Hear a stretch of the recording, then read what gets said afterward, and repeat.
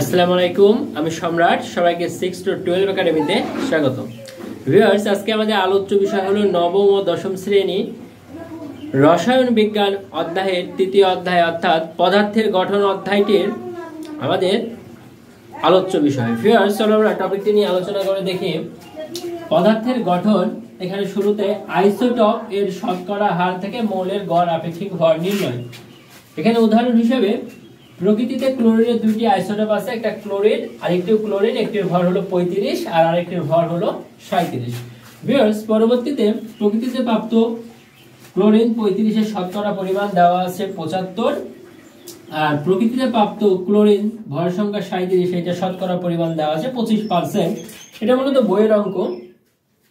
ক্লোরিনের গড় আপেক্ষিক পারমাণবিক ভর এটি নির্ণয় করার নিয়ম হলো, এখানে যে ভর সংখ্যা আছে 35 আর এখানে যে পারমাণবিক শতকরা পরিমাণ আছে সেটা গুণ করতে হয়, আবার এখানে যে ভর সংখ্যা আছে এখানে যে শতকরা পরিমাণটা আছে সেটা গুণ করতে হয়। সেটা গুণ করে এই পরস্পর গুণফলকে যোগ করে 100 দ্বারা ভাগ করতে হয়, তাহলে 35.5 এই ক্লোরিনের আপেক্ষিক পারমাণবিক ভর। উদাহরণ 2 এ আমাদের শতকরা পারমাণবিক ভরটি দেওয়া আছে, শতকরা পরিমাণগুলো নির্ণয় করতে হবে। এখানে প্রকৃতিতে কপারের দুটি আইসোটোপ আছে, কপার 63, কপার 65, যেটার গড় আপেক্ষিক পারমাণবিক ভর 63.5। শতকরা পরিমাণগুলো কত? অর্থাৎ একটি শতকরা পরিমাণ 25 আর একটার 75%। ভিউয়ার্স, এইখানে আমাদের কপারের শতকরা পরিমাণ x এবং কপার 65 এর শতকরা পরিমাণ 100 - x%, এটা আমরা ধরে নিয়েছি।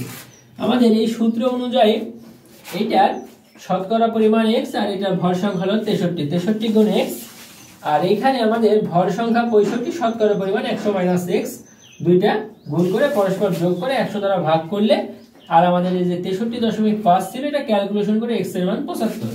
তাহলে কপার 63 এর শতকরা পরিমাণ হলো 75%। কিন্তু আরেকটি আমাদের আছে কপার 65, কপার 65 এর শতকরা পরিমাণ হলো 100 - 75, অর্থাৎ 25%। 100 - 75 করলে হয় 25%। ভিউয়ার্স, এই ক্লাসটির পরে আমাদের এই অধ্যায়ে আইসোটোপ নিয়ে আর বেশ কিছু পড়া আছে, অল্প কিছু পড়া আছে। সেটি হলো আইসোটোপ ও তাদের ব্যবহার। যেমন রোগ নির্ণয়ে, আমাদের রোগ নির্ণয়ে আইসোটোপ ব্যবহৃত হয়ে থাকে। যেমন ক্যান্সার হলে কেমোথেরাপি ব্যবহার করা হয়, লিউকোমিয়া হলে ব্যবহার করা হয়, আবার আমাদের গলায় থাইরয়েড সমস্যা হলে সেটা আয়োডিন 131 আইসোটোপটি ব্যবহার করা হয়, এগুলো। তারপরে আছে রোগ নিরাময়ে, অর্থাৎ রোগ নিরাময়ে রোগ নির্ণয়ে একই আইসোটোপ মোটামুটি ব্যবহার করা হয়ে থাকে। তারপরে আছে আমাদের ফসলের পুষ্টিতে, অর্থাৎ ফসলের পুষ্টিমান বৃদ্ধিতে আমাদের এই আইসোটোপ ওই ফসলগুলোতে গামা রশ্মির মাধ্যমে প্রবেশ করিয়ে পুষ্টিমান বৃদ্ধি করা হয়। তারপরে ক্ষতিকারক পোকামাকড় নিয়ন্ত্রণে, অর্থাৎ ক্ষতিকর যেগুলা পোকামাকড় আছে যেগুলা আমাদের দমন করতে এটা ব্যবহার করা হয়। ক্ষতিকর পোকামাকড় বলতে যে সমস্ত পোকামাকড় ফসলের ক্ষতি করে থাকে, এগুলো দমন করতে হলে ওই জমি থেকে বিশেষ করে রাতের বেলায় কিছু পোকা সংগ্রহ করতে হয়। সেই পোকার দেহে আইসোটোপ প্রবেশ করিয়ে পোকাগুলোকে পুনরায় জমিতে ছেড়ে দেওয়া হয়। তাহলে ওই আইসোটোপে আক্রান্ত পোকাগুলো সুস্থ পোকার সংস্পর্শে দিয়ে তাদেরকে রোগে আক্রান্ত করে মেরে ফেলে। এইভাবে ফসলের ক্ষতিকারক পোকাগুলো দমন করা যায়। তারপরে আছে ফসলের মান উন্নয়ন। ফসলের মান উন্নয়ন করা যায় যেগুলো আমাদের বাণিজ্যিকভাবে লাভবান হওয়া যায়, ঋতু নিরপেক্ষ ফসল হয়, গুণগত মান, আকার, আয়তন, ওজনে বৃদ্ধি করা যায়। তারপরে আছে আমাদের বিদ্যুৎ উৎপাদনে। বিদ্যুৎ উৎপাদনে যে আইসোটোপ ব্যবহার করা হয় মূলত ইউরেনিয়াম। ইউরেনিয়ামের এখানে আমাদের যেই পাবনায় পারমাণবিক বিদ্যুৎ কেন্দ্র তৈরি হচ্ছে, রূপপুর পারমাণবিক বিদ্যুৎ কেন্দ্র, সেখানে এই ইউরেনিয়াম দিয়ে তৈরি হবে এই বিদ্যুৎ কেন্দ্র। এটা যেমন বিদ্যুৎ উৎপাদন করে দেশের চাহিদা মেটাবে, বিদ্যুৎ রপ্তানিও করা যায়, দেশ বিদ্যুতে স্বয়ংসম্পূর্ণ হবে, ঠিক একইভাবে এই পারমাণবিক বিদ্যুৎ কেন্দ্র অনেকটাই ভয়ঙ্কর। যদি কোনো দুর্ঘটনা ঘটে থাকে তাহলে এটা অনেক ভয়ের ব্যাপার। ভিউয়ার্স, তেজস্ক্রিয় আইসোটোপের কিছু প্রভাব আছে, প্রভাবগুলো ক্ষতিকর। বিশেষ করে তেজস্ক্রিয় আইসোটোপের কারণে মানুষের ক্যান্সার হয়ে থাকে।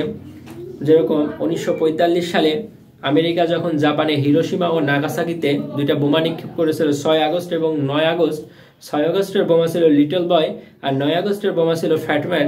এই বোমাগুলো নিক্ষেপ করে সে সময় ব্যাপক ধ্বংসযজ্ঞ ওপেনহেইমার নামক যেই বিজ্ঞানী যেটি এটা আবিষ্কার করেছিল আইনস্টাইনের তত্ত্ব অনুযায়ী, তো সেই ওপেনহেইমারে নিক্ষেপ করা বোমাতে যে সে সময়কার ক্ষতিকারক প্রভাব ছিল, গামা রশ্মি ছিল।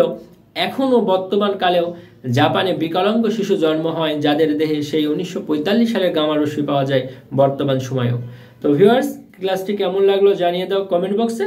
6ষ্ঠ থেকে 10ম শ্রেণী পর্যন্ত Bangla, English, physics, chemistry, biology, একাদশ থেকে দ্বাদশ শ্রেণী পর্যন্ত ইংলিশ, বাংলা, আইসিটির নতুন নতুন ক্লাস পেতে আমার চ্যানেলটি সাবস্ক্রাইব করে রেখো। আল্লাহ হাফেজ।